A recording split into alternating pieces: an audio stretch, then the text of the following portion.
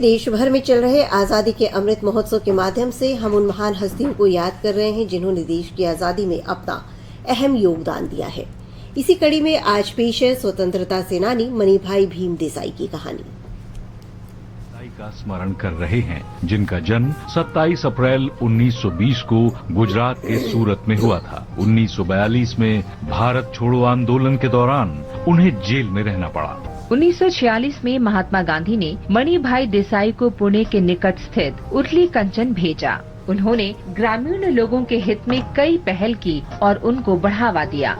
इनमें सूखे की आशंका वाले क्षेत्रों में जल वितरण प्रणाली की स्थापना, उरली कंचन में व्यावसायिक प्रशिक्षण को बढ़ावा देने के विशेष उद्देश्य के साथ ग्रामीण स्कूल और संयुक्त सहकारी कृषि सोसाइटी की स्थापना शामिल है। भारत सरकार ने देसाई को पद्मश्री से सम्मानित किया।